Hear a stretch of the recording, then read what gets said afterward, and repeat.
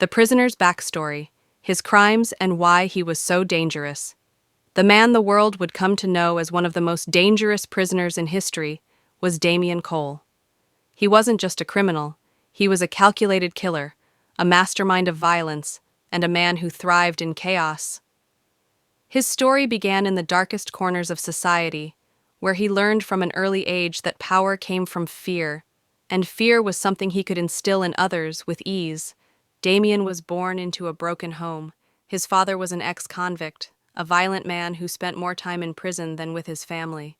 His mother was addicted to drugs, barely present in his life. By the time Damien turned 10, he had already been arrested twice, once for assaulting another child with a broken beer bottle, and once for breaking into a liquor store with a group of older gang members.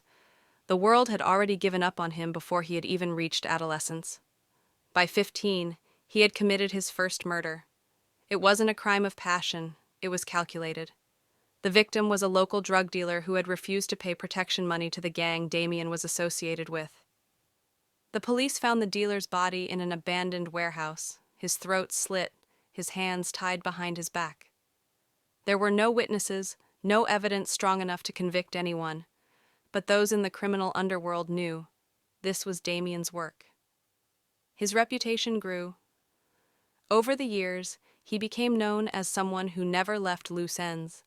If you crossed him, you disappeared. His kills were clean, precise, and brutal. He didn't kill for sport. He killed because it was necessary for survival, for dominance, for control. He moved up the ranks of organized crime, eventually running his own operation. He wasn't just another street thug. He was a strategist, a man who understood the mechanics of fear.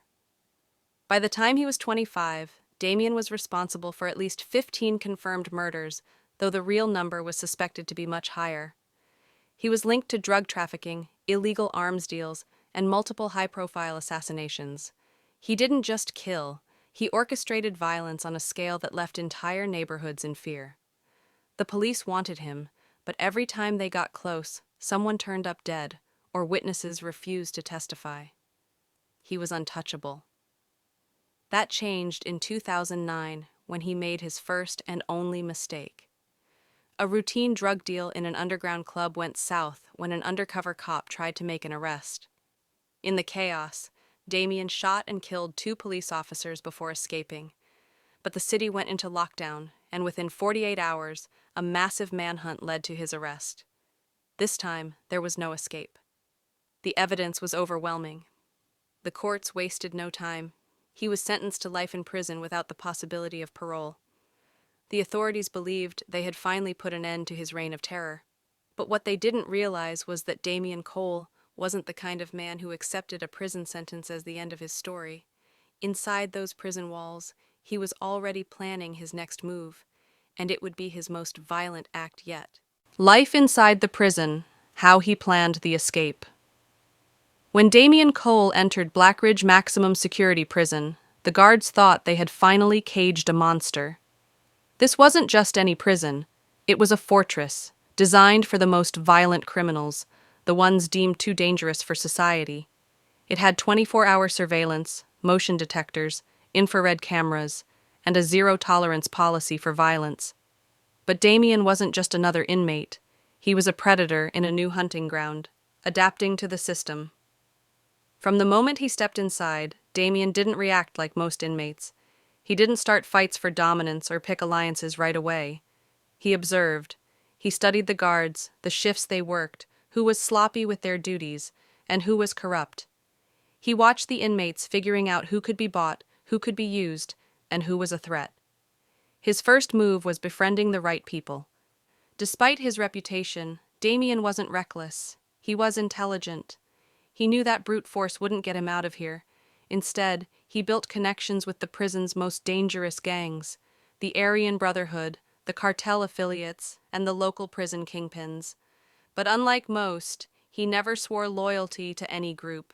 He traded favors, information, and protection. If you needed a knife smuggled in, Damien had a guy. If you needed a guard distracted, Damien could arrange it. He became a man people owed debts to, and in prison, a debt could mean the difference between life and death. Exploiting weaknesses, Damien knew he couldn't just break out on his own. Blackridge was impossible to escape from, unless you made the system work against itself. The guard with a secret one of Damien's most valuable assets was Officer Daniel Briggs, a prison guard with a gambling problem. Briggs was drowning in $150,000 worth of debt to dangerous loan sharks outside the prison. Damien found out through a smuggled message from the outside. Instead of threatening him, Damien offered a way out. He would get Briggs the money, if Briggs would look the other way at the right moment to... Mapping the blind spots Blackridge's security system was tight. But no prison is perfect. Damien used low-tech methods to test weaknesses. He would deliberately cause distractions, small fights, false medical emergencies, or alarms to see how the guards responded. He timed their reactions, studied which corridors had camera blind spots, and noted which doors took longer to lock in an emergency 3. The hidden passage. One of the most crucial discoveries came from an old maintenance worker, an aging inmate who had been in Blackridge for 40 years. The man told Damien about an abandoned tunnel system beneath the east wing of the prison. It had been sealed off years ago, but not completely. A section of the old drainage system still connected to the lower levels, but only one guard knew about it, and that guard was Officer Briggs 4. Getting the right tools. You don't just walk out of prison. Damien needed tools, disguises, and a solid plan. Over 6 months, he slowly acquired a makeshift shank, disguised as a toothbrush for protection. A key replica made from melted plastic, modeled after the ones guards carried. A guard's uniform, smuggled in piece by corrupt officers. An emergency getaway vehicle waiting for him outside the prison, arranged by his men. The final step, eliminating the biggest obstacle. Everything was in place, except for one problem. Officer Ryan Calloway wasn't corrupt. He was one of the few guards who actually cared about doing his job right. He had been watching Damien closely and had started to suspect that something was off. He increased security checks near the east wing and made unannounced patrols at night. Damien knew that as long as Calloway was alive, the plan wouldn't work. There was only one solution: Calloway had to die, and Damien knew exactly how he was going to do it. The murder of Officer Calloway. Motive and execution officer Ryan Calloway was the only real obstacle standing between Damien Cole and freedom. Unlike other guards, Calloway wasn't corrupt, wasn't careless, and most importantly, he wasn't afraid of Damien. He had noticed the small changes, how Damien had been gathering influence, how certain inmates were getting things they shouldn't, and how Officer Briggs had been acting strangely. He didn't have solid proof, but he had enough suspicion to start making Damien's life difficult. Damien knew that if Calloway reported his concerns to the warden, the entire prison would go on high alert, and the escape plan he had spent months crafting would be ruined. There was only one solution: Calloway had to die before he could raise the alarm. The setup. The murder had to be clean, quick, and undetectable, at least for a while. Damien couldn't afford a scene. Instead, he planned something that would look like a routine prison attack, a situation that happened all the time. Using his influence, he arranged for a fake fight between 2 gang members in cell block C during Calloway's patrol shift. This was designed to pull the other guards away, forcing Calloway to respond alone. Standard protocol dictated that a guard had to intervene when breaking up fights, but Damien knew something most didn't. Calloway never wore a vest during these altercations. Once the fight broke out, Calloway rushed to the scene as expected, but the fight was just a distraction. While Calloway was pulling one of the inmates off the other, Damien struck the execution with a makeshift shank crafted from a sharpened piece of metal hidden in his sleeve. Damien moved behind Calloway and stabbed him directly in the side of the neck, severing the carotid artery. The attack was so precise that Calloway couldn't even scream. He just gasped, eyes wide with shock, as blood gushed down his uniform.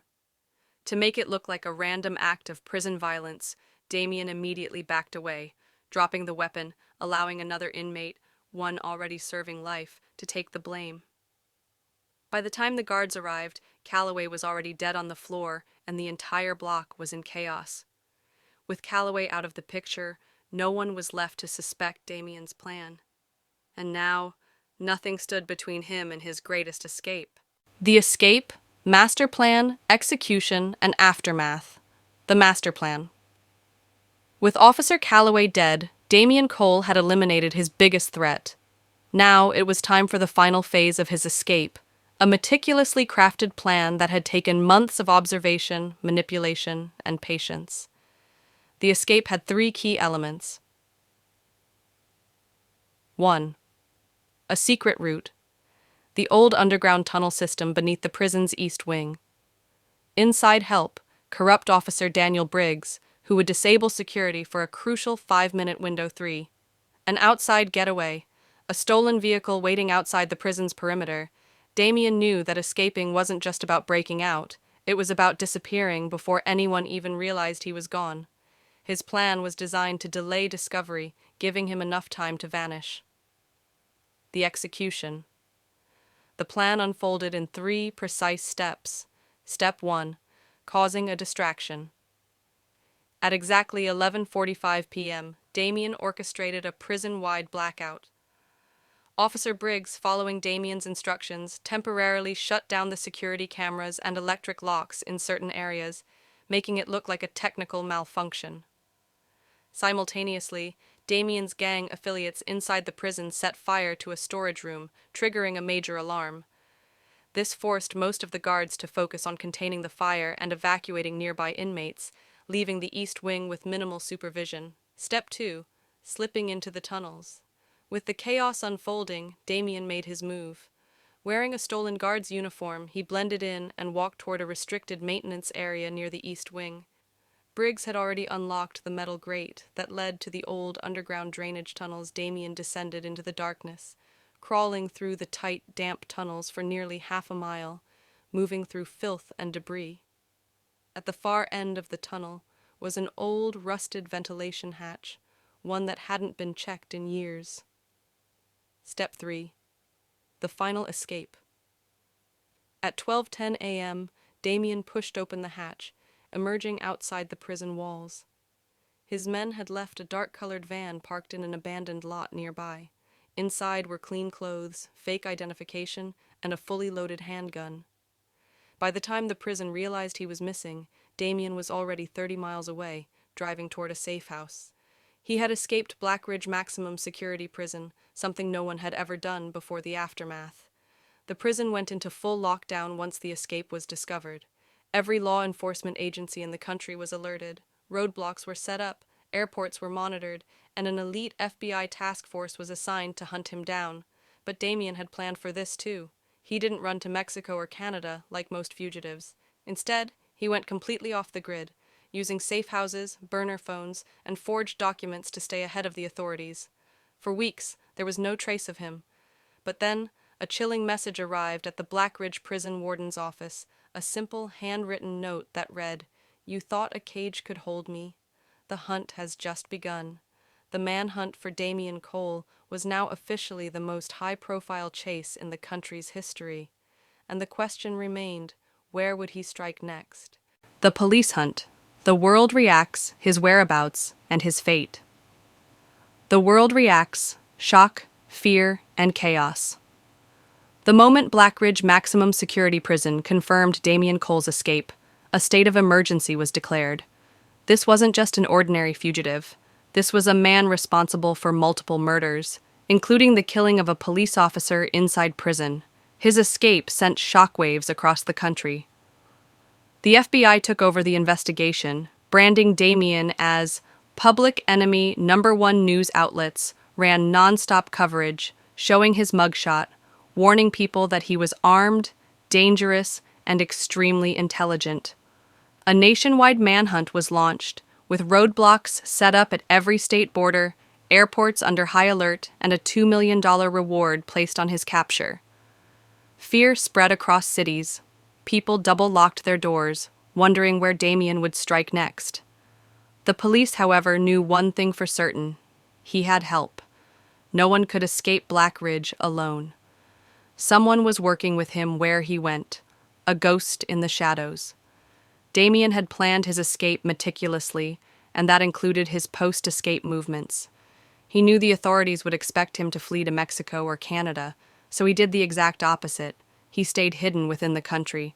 Using forged identities, he moved through abandoned safe houses, underground criminal networks, and remote locations where police presence was minimal. Every move was calculated. He avoided major highways and traveled only at night. He used burner phones and never stayed in one place for more than 48 hours.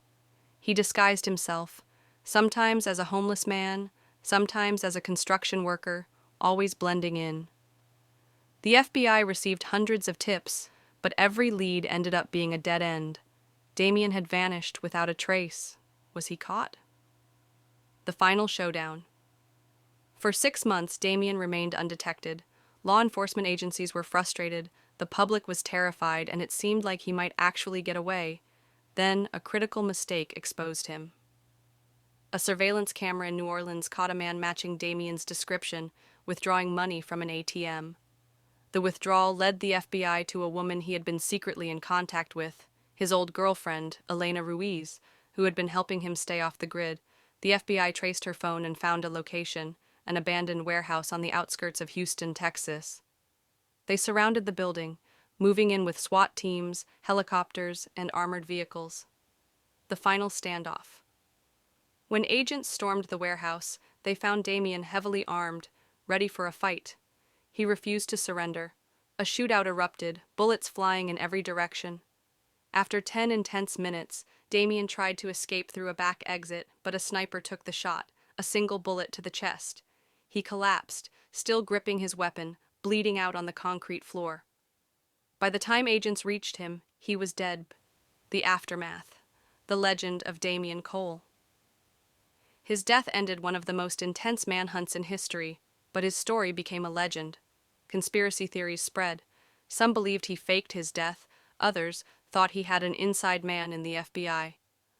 But one thing was certain. Damien Cole had escaped the inescapable, killed without remorse, and left the world in fear until his last breath.